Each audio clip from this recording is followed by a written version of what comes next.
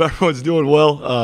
Proud of the way that the guys responded yesterday, learning from the tape and the experience of traveling to Central Michigan. Obviously, not the result that we're looking for, but the process we continue to refine, we continue to get better, and there's growth, and we're making some positive strides in areas of the game. I need to continue to take those steps, need to continue to learn from these hard lessons and earn the victories that we know that we're capable of by preparing and executing in the moment when the time is right for us to come out on the right side of it. Obviously, got a great opportunity to be back home this week against a very dangerous Hawai'I team that does a really good job throwing the ball all over the yard. They have an attacking style defensively. Will challenge you to play man-to-man and a really, really well-coached outfit. So they're coming off a bye. Know that they'll have extra time, and some good wrinkles for us that we need to be prepared for, have good answers for, but looking forward to the opportunity to go compete again this Saturday and come home with a win by doing things the right way throughout the course of the week. Key words: coaching patience or teachable moments? Teachable moments. Always learning, always growing. It's embedded in our culture and who we are to where we're going to improve and compete each and every single day. That's our Be the Alpha mantra. And so, again, there's lessons that we have to learn as we go through this process, as we build our culture, and as we grow in our roles, with everyone in the organization. So great opportunities for us to learn, great opportunities for us to grow. And, again, the way the guys showed up yesterday, the body language that they had, the way that they responded to the coaching, and we're able to take those lessons. Now we need to go forth and we need to apply them the way that they have throughout the course of the year. And as we open up conference play, looking forward to applying that, tomorrow as we step on the practice field and prepare to win at the right level. Coach, Trey White, great game for him, and then Yeah. he left. What's the update on him, and talk a little bit about the game that he had? Yeah, I mean, again, Trey, we've talked about it at length, and we will continue to, because he's the standard of having relentless focus, having great effort. Every single day when he's in the building, he obsesses about the details. How he performs in practice really impacts his day. Like when he messes up on a Tuesday, it bothers him, right? Because he knows that there's a direct correlation to then how that's going to show up on a Saturday. So he has a sense of urgency to get it right. And again, that then how he prepares, how he goes about his business throughout the course of the week shows up, which everyone gets to see with another huge effort, lots of production, 3 sacks. In terms of his health, he's good. Just some cramping. He's fine. He's all good, and he'll be up and be ready to roll. Beyond Trey, what do you attribute the success that your defensive units had in getting to the quarterback so far, second in the conference in sacks? Yeah, I mean, again, it's a relentless effort up front. Those guys taking to the coaching and the scheme that Coach Schmidt has implemented. And again, that's the tradition of excellence that we knew that we inherited, that we needed to be able to continue and sustain. There's a sense of pride in the defensive performance. And so that's something that they hold in a high regard, right? And that as a unit, they look forward to each and every single day, knowing, okay, hey, what are the games? What are the schemes? What are the game plan wrinkles that Coach Schmidt and his staff are putting forth to put those guys in the best position to be successful? And then again, game day is about them going, implementing those schemes and implementing those concepts, but man, going and making plays and guys winning one-on-ones consistently so that over time we're in the position that we are, steadily applying pressure to the quarterback and being able to impact the game in a positive way.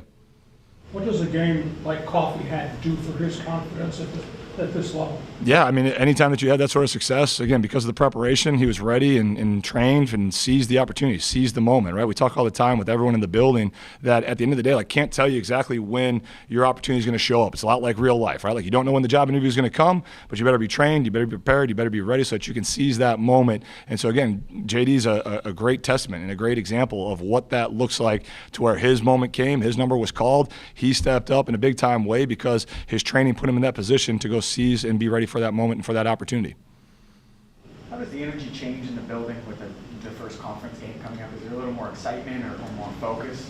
If we're doing it the right way, as we continue to build this thing out, each and every single day there should be a great sense of urgency, a great obsession to get it right. And regardless of who the opponent is, whether it's a conference game or not, it shouldn't change our approach and how we do things, right? The only thing that I think has kind of heightened the senses or increased the urgency around the building as of late is that the understanding of the amount of time that's guaranteed to us as this team and within this season, as we keep moving and the opportunities keep coming and going, is that we're only guaranteed 8 more games, 8 more opportunities, and none more important than this one because it's the next one. But that has increased, and I have felt the level of urgency ramp up because of that, because there's a group of seniors that, again, only have 8 guaranteed games that are left, and that we need to pour in and have that obsession to detail into our process and how we go about things throughout the course of the week with a greater sense of urgency that we can earn more playing time and that this team, this unit, can stay together longer than just what's on the schedule right now.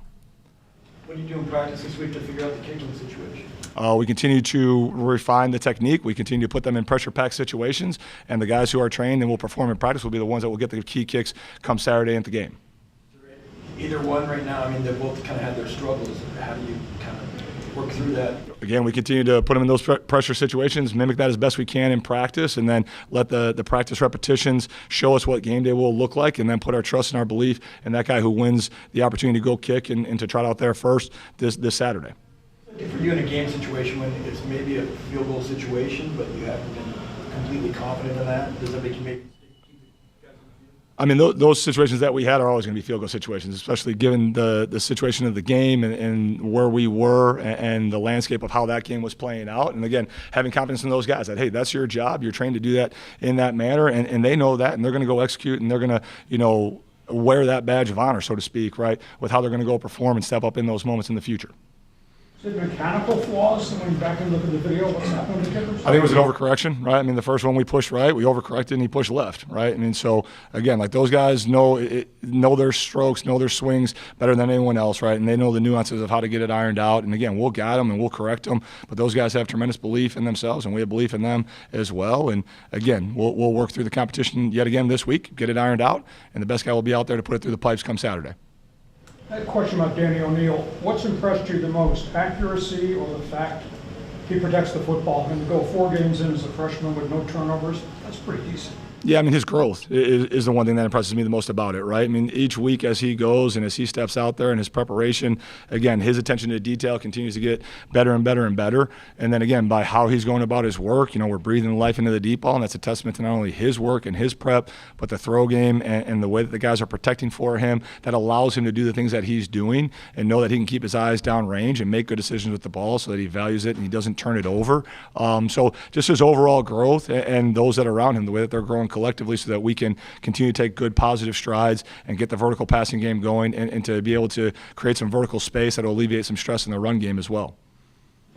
The defense has proven that it can make disruptive plays and force turnovers. How important will that be against a team like Hawaii this week that has success passing the ball? Yeah, I mean, critical, right? I mean, anytime that you can be, in the plus territory or the plus side of the turnover margin, the way that we've been able to be because of the way that our defense has been opportunistic in turning it over is obviously a major competitive advantage. With the way that Hawaii's pass run distribution is, right, we got to do a great job with our drops, with our eyes, with our keys, and then when the ball's in the air of being disruptive and being able to go get our hands on it and not just knock it down, but be able to swing and change the game by generating turnovers. That'll be a big piece of the plan this week as we go forward. What stood out to you most on film about their quarterback, and what can you do defensively to disrupt his timing? Yeah, I mean, again, his poise in the pocket, his composure and understanding of their scheme. I mean, he's an accurate passer as well. I think he's around 60%, so he's valuing the football.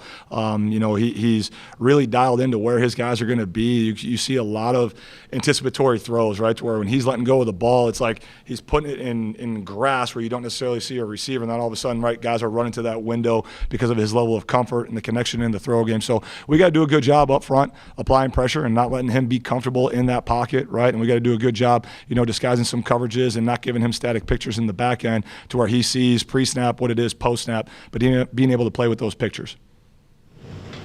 Do you have any idea as a coach how tough it is to make as many stateside trips as Hawaii makes? How hard is that? I don't know. I've never done that. I'm not sure. What went on with the timeout late in the game right for their field goal? What went on there where you had to call timeouts? So we called the timeout because we wanted to ice their kicker. And then during the break, right, like they showed their field goal team, I believe there was 14 seconds or so left, right? And then they ran their offense back out to take a shot to try and get a defensive PI and then brought their kicker back on. But we initially did it to ice their kicker, right? And then they did a nice job of gamesmanship of showing one, personnel grouping with their special teams and field goal unit, and then switched it late. And but it was just a matter of setting everything up to ice their kicker there at the end. Is icing a gut thing, or would you do that most of the time? How would that? I mean, it's just I can't take those timeouts with me, right? I mean, so might as well give them something to think about as we go, right? And utilize all the options that we have at our disposal there. What has Lewis Brown showed you? Again, growth and strides and maturity. I think from where he started and what he wanted to be and what he's capable of being and the level at which he was working, he'd be the first to tell you that he could have worked harder, worked better as he's gone through it. And I think, since the season has started, there's been an increased level of focus with him. And, again, Coach Sampson's done a great job pouring into him as well. But, again, just his growth, his ability to track a deep ball, obviously has, again, opened up that vertical passing game for us. And there's still plenty of ample opportunity for him to continue to grow as a complete route runner, right, and adding value each and every single snap when he doesn't have the ball in his hands, which I know he takes pride in, and he'll continue to grow in that way as well. Coach, talk a little bit about Hawaii, what you see from them. First conference game coming up. Conference looks pretty good with Boise and UNLV. How are you approaching that game? Yeah, I mean, conference is strong. Obviously aware of all that's going on with what Hawaii has done. Obviously sitting 2-2, right? I mean, they've gotten some good quality wins. They battled with UCLA, right? Again, like they're explosive offensively. They got over 1,000 yards passing already. Again, quarterback's super accurate, great feel and great comfort within the offensive scheme. They got a new defensive coordinator that's very aggressive as well. Likes to play a lot of man coverage. Their backers play downhill. They're aggressive. They're physical. So again, I mean, it's a well-coached unit. It's a well-coached outfit in all three phases, with a lot of playmakers that we got to do a great job, being on our P's and Q's and really having great fundamentals, great eye discipline, and playing our brand of football to go earn this win throughout this week of process and the preparation, so we can be in the right positions on Saturday to go execute. Anything else, Coach?